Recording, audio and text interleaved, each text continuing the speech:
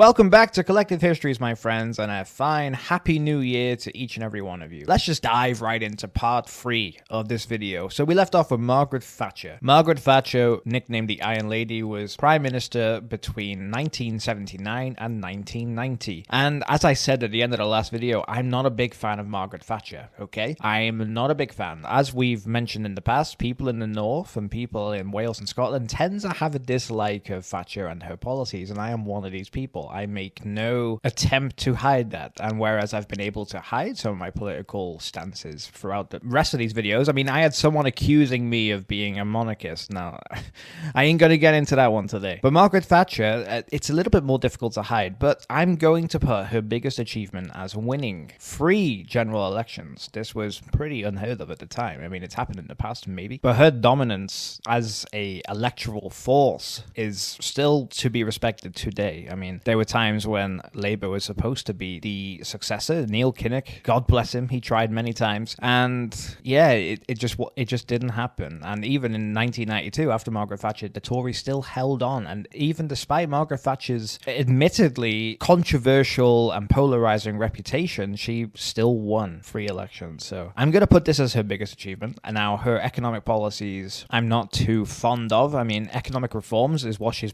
probably most known for, and Thatcherism is a term still used today to describe the economy. It's still Thatcherist in many ways. So you can argue that this would be her greatest success if you are on the right side of the economic reforms. For me, not so much. I'm not a big fan of them. It was a free market reform. It was deregulation and a commitment to reducing the role of the state in the economy. If you are this way inclined, then this might be her biggest achievement. You might like her privatization policies. So there was the extensive privatization of state-owned industries, including the privatization of British Telecom, British Gas, British Airways, and various other utilities. And again, if you are pro-privatization, this might be your favorite. And if you're anti-trade union, you might like Margaret Thatcher. So there's much to be discussed. For me, not a big fan, and I admit that. So I'm going to go for her success as a political campaigner as her biggest achievement. And next we have John Major, who was Prime Minister between 1990 and 1997. So I hate to use another general election victory as a biggest achievement, but for John Major, for Thatcher, you can argue there's a bunch of other things. For John Major, his premiership is not often viewed as a particularly great one, and he was mostly just a continuation of Thatcher with perhaps a little bit more social awareness. But the 1992 general election victory stands out as his biggest achievement simply because he was not expected to win that, and it was a major upset in British politics. In fact, it's probably one of the biggest upsets in British political history because the Tories had been in power at this point for 13 years, and Thatcher's government ended in disaster. She had to step down, she had to resign, and then John Major took over a government viewed to be one which was in serious terminal decline. Neil Kinnock was looking popular choice for leader at this time, and yeah, it was not expected to go this way, and it was a very depressing night for Labour. For the Conservatives, there was a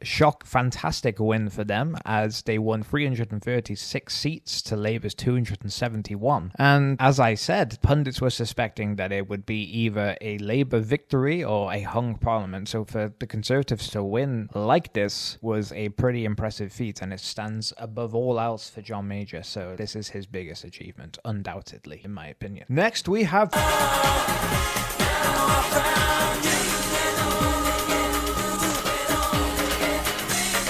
Tony Blair, who was Prime Minister between 1997 and 2007. Tony Blair gets a wrongful reputation for being some kind of continuation of Margaret Thatcher, and I think this is unjustified. Now, his negative reputation gained from the Iraq War is perhaps more justified, but even so, I still think there is much good that he did within Britain, and undoubtedly, his biggest achievement for me is the introduction of a national minimum wage. And Blair's government introduced a national minimum wage pretty early on in 1999, and it sets a statutory minimum wage for workers. This policy aimed to address income inequality and improve the economic well-being of low-wage workers. This was a great policy, and I think this was, in my opinion, his best achievement. Now, there are others which could come up too. You could say his 1997 general election victory, which gave Labour a huge majority, was up there, and it ended 18 years of Conservative rule. This was pretty impressive. If you are a certain way politically inclined, you may say that his transformation of Labour and introduction of New Labour was a good thing. You might say that devolution for Wales and Scotland and Northern Ireland, this for me is one of his best things, and it marked a significant shift in the UK's constitutional structure. You might say that his social and welfare reforms were among the best. You might say the Northern Ireland peace process, which concluded with the Good Friday Agreement of 1998, was one of his best achievements. There are many things you can give to Tony Blair, and I sometimes feel sad that he is viewed as a succession of Thatcherism, because I don't think he is. So for me, the minimum wage is his best achievement, and that's what I'm going to use right now. So yes, well done, Tony Blair. And then lastly, we come to Gordon Brown, who was the Prime Minister between 2007 and 2010. Now, this is perhaps unfair to Gordon Brown, because many of the achievements we just gave to Tony Blair, we can attribute to Gordon Brown too, because he was the Chancellor of Tony Blair, but in a much different manner, because he was essentially an unofficial co-Prime Minister. He was that powerful as the Chancellor. He's nicknamed the Iron Chancellor, which is a nod to Bismarck.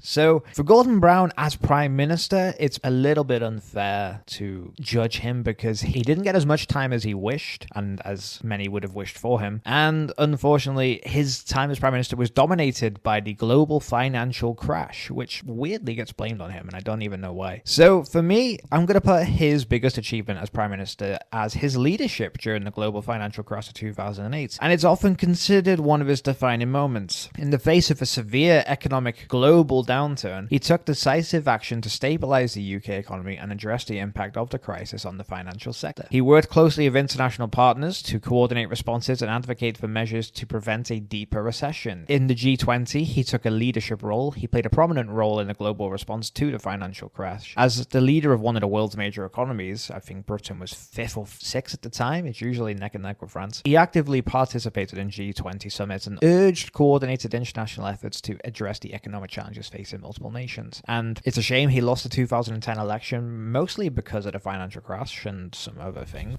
Oh, everything. She's just a sort of bigoted woman that said she used to be Labour. I mean, it's ridiculous. I don't know why she's doing. But it's really unfair to blame it on him, because it was nothing to do with him, and he tried his best, and I think he did a good job managing the British economy during this time. So for me, this is his biggest achievement. And that concludes this series. Thank you very much for watching till the very end. We enjoy making these Prime Minister series, so there probably will be more again in the future. We'll find other things to attribute to them. Yeah, if you want more, then please follow us on Facebook at facebook.com/Collective Histories page, and on Instagram at instagram.com/The Collective Histories, and on X/Twitter at twitter.com/Collective Histo. And if you really want to go the extra mile and you want to quench my thirst, then please buy me a coffee at buymeacoffee.com/Collective Histories. And if you do that, then we'll be very grateful to you, and we'll be best friends for life. So yes, we'll be back on Wednesday for the next video. We don't know what it'll be yet, but it's gonna be something different, I think. We might even branch out of UK politics this week. We don't know. Anyway, we'll see you then. Have a lovely start to the new year, and see you on Wednesday. So goodbye.